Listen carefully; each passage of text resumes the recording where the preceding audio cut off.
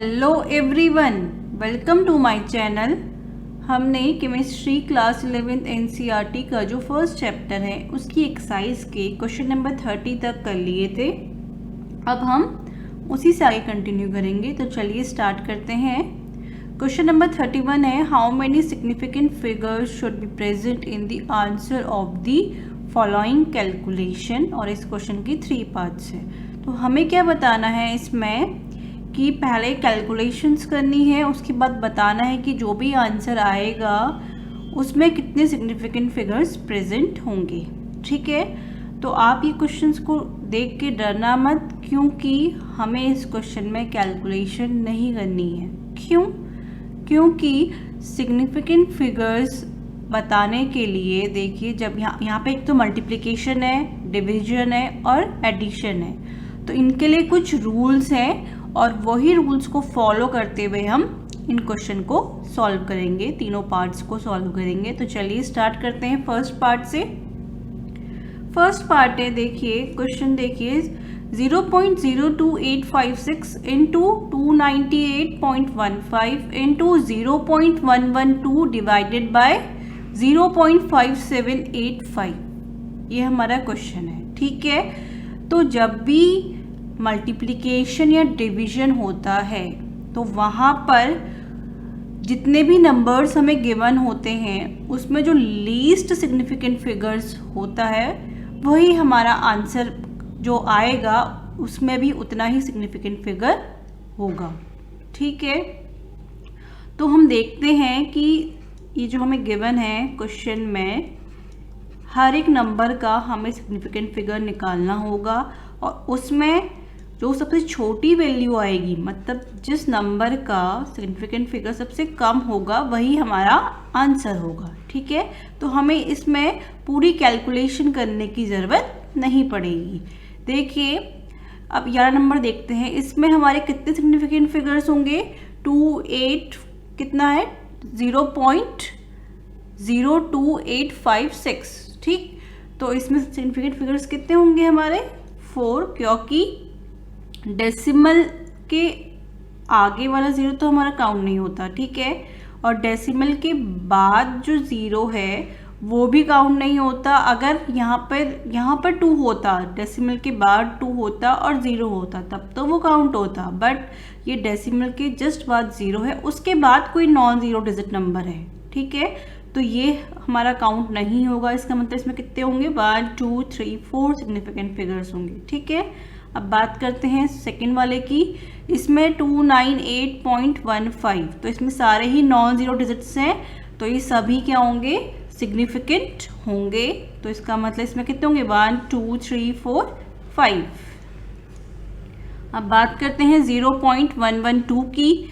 देखिए इसमें 0 तो सिग्निफिकेंट नहीं होगा और डेसिमल के बाद जितने भी नॉन ज़ीरो डिजिट है तीनों ही क्या होंगे, सिग्निफिकेंट होंगे। तो टोटल कितने हो जाएंगे, 3। नेक्स्ट अब आते हैं जो डिवाइड में दिया गया है नंबर हमें, ये है 0.5785। ठीक, अगेन डेसिमल से पहले वाला 0 तो काउंट नहीं होगा, बट डेसिमल के बाद जितने भी हमारे नॉन ज़ीरो डिजिट है वो सब काउंट होंगे। इसका मतलब टोटल कितने हो जाएंगे सिग्निफिकेंट फिगर्स, 4। तो मैंने आपसे क्या कहा था कि जो सबसे स्मॉलेस्ट सिग्निफिकेंट फिगर होगा वही हमारा आंसर होगा। तो वो कितना है हमारे पास, 3 आ रहा है ना हमारा, तो 3 सिग्निफिकेंट फिगर्स होंगे जब हम इन तीनों को मल्टीप्लाई करेंगे और इससे डिवाइड करेंगे। जो भी आंसर आएगा उसमें कितने सिग्निफिकेंट फिगर्स होंगे, 3 होंगे। ठीक है, अब नेक्स्ट चलते हैं सेकेंड वाले पे, 5 इंटू 5.364। देखिए अब यहाँ पर एक तो 5 है और एक है 5.364। 5 में कितने सिग्निफिकेंट फिगर्स होंगे, इनफाइनाइट। क्यों, देखिए क्योंकि 5 एक एग्जैक्ट नंबर है। ठीक है, तो मैं क्या लिख सकती हूँ, 5 को 5.0 लिख सकती हूँ, 5.00 भी लिख सकती हूँ, 5.000 भी लिख सकती हूँ। तो इसका मतलब इसमें ऐसे ही मैं कितने भी ज़ीरो बढ़ा सकती हूँ। तो इसका मतलब इसमें कितने सिग्निफिकेंट फिगर्स होंगे, इनफाइनाइट। ठीक है, और 5.364 में कितने सिग्निफिकेंट फिगर्स होंगे? 4, क्योंकि इसमें कोई भी नॉन ज़ीरो डिजिट, सॉरी जितनी भी डिजिट हैं वो सब क्या है? नॉन ज़ीरो है, कोई भी ज़ीरो डिजिट यहाँ पे प्रेजेंट नहीं है। ठीक है, तो इसमें कितने होंगे? 4। अब इन दोनों में से छोटी वैल्यू कौन सी है? 4, तो इसका मतलब इसमें कितने सिग्निफिकेंट फिगर्स होंगे? 4। आंसर जो आएगा उसमें हमारे 4 सिग्निफिकेंट फिगर्स हमें मिलेंगे। ठीक है, अब बात करते हैं थर्ड पार्ट की। ये दोनों तो मल्टीप्लिकेशन और डिवीजन वाले थे, जो थर्ड पार्ट है वो है हमारा एडिशन वाला। ठीक है, 0.0125, 0.7864, 0.0215। देखिए यहाँ पर हमारे डेसिमल के बाद कितने डिजिट है? 1 2 3 4। ठीक, यहाँ भी डेसिमल के बाद 1 2 3 4 और यहाँ भी डेसिमल के बाद 1 2 3 4। तो एडिशन और सब्ट्रैक्शन में क्या होता है? जितना भी हमारे डेसिमल के बाद डिजिट्स होती हैं, वैसे तो यहाँ पर कितने सिग्निफिकेंट फिगर्स होंगे? 3 होंगे, यहाँ पे 1 2 3 4 होंगे और यहाँ पे 1 2 3 सिग्निफिकेंट फिगर्स होंगे। बट रूल के अकॉर्डिंग जितने भी हमारे क्वेश्चन में जो डेसिमल है उसके बाद जितनी भी डिजिट्स प्रेजेंट होती है, तो आंसर में भी उतनी ही डिजिट्स प्रेजेंट होनी चाहिए। ठीक है, मान लीजिए कि यहाँ पर इसकी जगह पे कुछ ऐसा नंबर हो जाता है 0.365। ठीक, तो यहाँ पर डेसिमल के बाद सिर्फ 3 डिजिट प्रेजेंट है, बट यहाँ पर 4 है और यहाँ पर भी 4 है, तो आंसर में डेसिमल के बाद कितनी डिजिट होनी चाहिए थी? 3 ही होनी चाहिए थी। ठीक है, तो यहाँ पर क्या है कि तीनों ही जो नंबर्स हैं उनमें डेसिमल के बाद 4 डिजिट प्रेजेंट है, तो इसका मतलब डेसिमल के बाद हमारे पास 4 नंबर होने चाहिए आंसर में। तो उसमें सिग्निफिकेंट फिगर्स कितने हो जाएंगे हमारे? 4। ठीक है, तो ये रूल होता है एडिशन और सब्ट्रैक्शन का, कि जितना भी हमारा एडिशन और सब्ट्रैक्शन में हमें जो नंबर्स गिवन है, जितना भी क्वेश्चन में जितने भी डिजिट के बाद, जितने भी डेसिमल के बाद जितनी भी डिजिट्स होंगी, उतनी ही डिजिट हमारे आंसर के बाद भी होनी चाहिए। और वो डिजिट यहाँ पर जो तीनों दे रखे हैं वो तीनों में ही 4 4 है। देखो डेसिमल के बाद 4 डिजिट है, यहाँ भी डेसिमल के बाद 4 डिजिट्स हैं, यहाँ भी डेसिमल के बाद 4 डिजिट्स हैं, तो हमारे आंसर में भी कितनी होनी चाहिए? 4 डिजिट्स ही आनी चाहिए डेसिमल के बाद। ठीक है, अगर किसी भी एक में या तो 2 डिजिट होती डेसिमल के बाद या 1 होती, तो आंसर में भी हमारी 1 ही डिजिट आती। ठीक, होप आपको ये क्वेश्चन समझ में आया होगा। नेक्स्ट क्वेश्चन की तरफ मूव करते हैं। क्वेश्चन नंबर 32 है, use the data given in the following table to calculate the molar mass of naturally occurring argon isotopes. तो हमें क्या गिवन है? टेबल में आइसोटोप्स गिवन है, 3 आर्गन के, उनका आइसोटोपिक मोलर मास गिवन है और उनकी परसेंट अबंडेंस गिवन है। ठीक है, तो इन्हीं को यूज़ करते हुए हमें क्या करना पड़ेगा? मोलर मास कैलकुलेट करना पड़ेगा, किसका? आर्गन का। ठीक, ऐसा क्यों करते हैं हम? ताकि जो तीनों दे रखे हैं ना हमें आइसोटोप्स, इनके लिए हम एक ही मोलर मास को यूज़ करें। ठीक, चाहे वो आइसोटोप 36 वाला हो या 38 वाला हो या 40 वाला हो, इन तीनों ही आइसोटोप्स के लिए क्या करेंगे? हम सेम मोलर मास को यूज़ करेंगे। तो इसीलिए हम क्या करते हैं? मोलर मास फाइंड आउट करते हैं। ठीक है, तो मोलर मास फाइंड आउट करने के लिए हम क्या करेंगे? देखिए, अगर हम मोलर मास फाइंड आउट करते हैं, इसको एवरेज मोलर मास भी बोल सकते हैं हम, तो हम क्या करेंगे? जो आइसोटोपिक मोलर मास गिवन है, इसको हम क्या करेंगे? परसेंट अबंडेंस से इनटू करेंगे। जितने भी आइसोटोप्स गिवन है तीनों के लिए ऐसे ही करेंगे और ऐड कर देंगे, तो हमारा जो एवरेज मोलर मास है वो हमें मिल जाएगा। ठीक है, तो देखिए जो पहला आइसोटोप है वो है 36। ठीक, आर्गन 36 वाला आइसोटोप है। तो हम क्या करेंगे? जो आइसोटोपिक मोलर मास है ये कितना है? 35.96755। इसको हम किससे इनटू कर देंगे? उसके परसेंट अबंडेंस से। तो इसका मतलब 0.337%। तो 0.337% मतलब अगर गिवन है तो अपॉन 100 लिख सकते हैं हम। ठीक, प्लस अब दूसरा आइसोटोप कौन सा है 38 आर्गन, तो इसको भी करते हैं सेम, उसकी आइसोटोपिक मास कितना है इसका 37.96272 इनटू अबंडेंस कितनी है इसकी 0.063, तो 0.063% है तो अपॉन 100 लिख सकते हैं, प्लस अब क्या बचा 40 आर्गन, ठीक आर्गन 40 बचा है, इसका आइसोटोपिक मोलर मास कितना गिवन है हमें 39.9624 इनटू इसकी अबेंडेंस कितनी है 99.600% है तो अपॉन 100, ठीक, और यूनिट क्या आ जाएगी ग्राम पर मोल, जो हमें गिवन भी है आइसोटोपिक मोलर मास की यूनिट, और वही मोलर मास की यूनिट भी होगी। अब क्या करेंगे देखिए 100 तीनों में ही कॉमन है तो इसको एज एलसीएम ले लेते हैं 100 नीचे। अब 35.96755 को अगर इनटू करेंगे 0.337 से तो कितना आएगा 12.121, ठीक। नेक्स्ट है हमारा 37.96272 को अगर इनटू करते हैं 0.063 से तो कितना आएगा 2.392, प्लस अगर हम 39.9624 को इनटू करेंगे 99.600 से तो कितना आता है 3980.255, ठीक।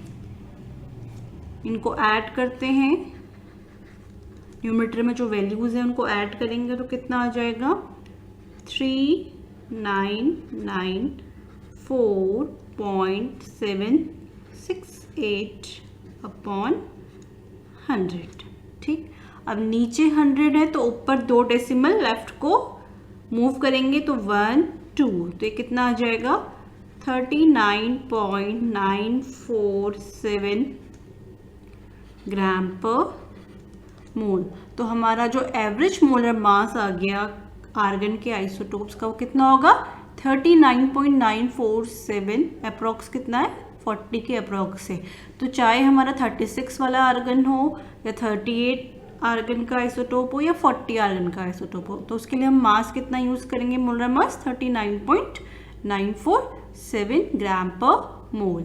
होप आपको ये क्वेश्चन समझ में आया होगा। नेक्स्ट क्वेश्चन की तरफ मूव करते हैं। क्वेश्चन नंबर 33 है, calculate the number of atoms in each of the following, first 52 moles of AR, second 52 U of He, third 52 gram of He।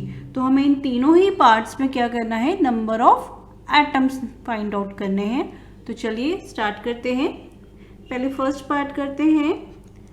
First part है हमारा 52 मोल्स ऑफ AR में, AR is argon, तो इसमें हमें बताना है कि कितने नंबर ऑफ एटम्स होंगे।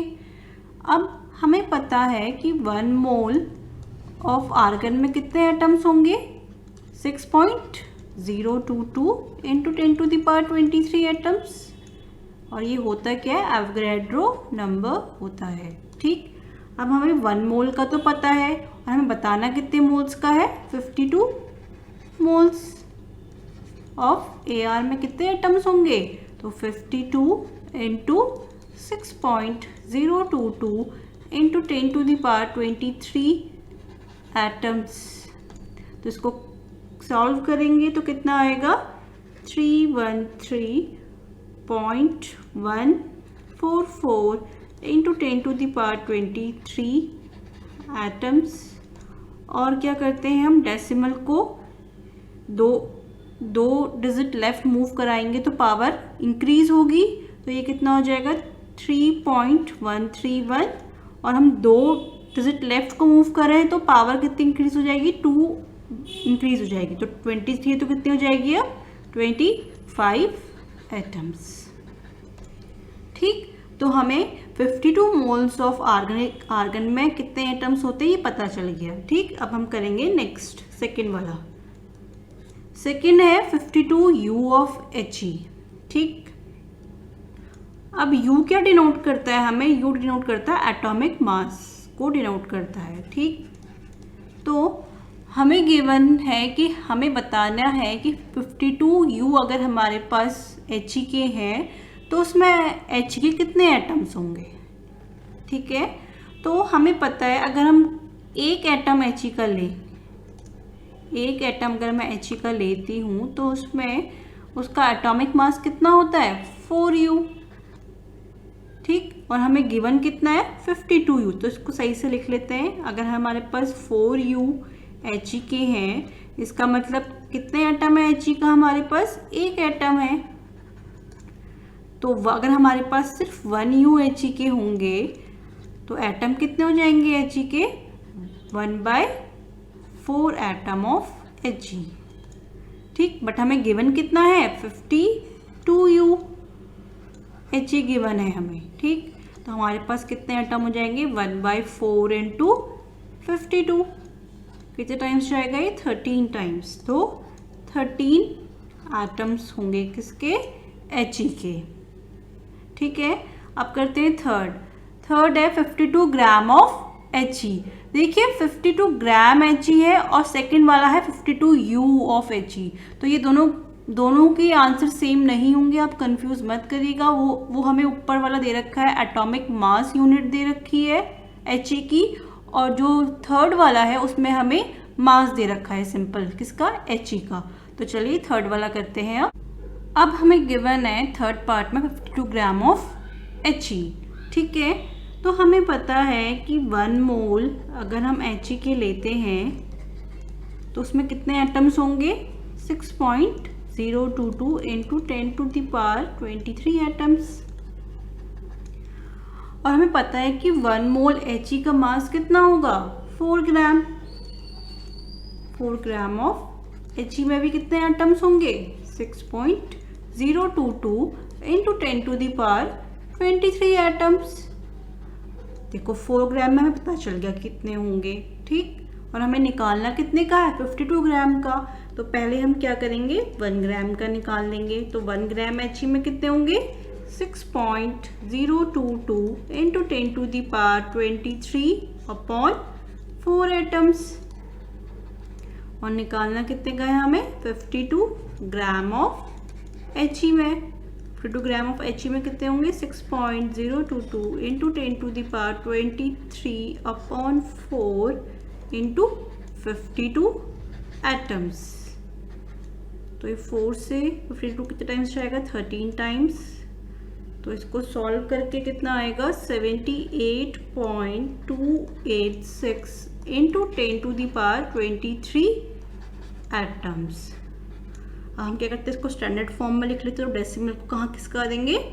एक लेफ्ट मूव करा देंगे। तो ये कितना हो जाएगा? 7.8286 इंटू 10 टू द पावर 24। क्यों? क्योंकि हमने डेसिमल को लेफ्ट मूव कराया है तो पावर एक इंक्रीज हो जाएगी एटम्स। तो जो 52 ग्राम अगर हमारे पास He है तो उसमें He के एटम्स कितने होंगे हमारे पास? 7.8286 into 10 to the power 24 atoms. तो हमने तीनों ही पार्ट्स कर लिए इस क्वेश्चन के। होप आपको ये क्वेश्चन समझ में आया होगा। If you like my videos please share and subscribe my channel. Thanks for watching. Have a nice day.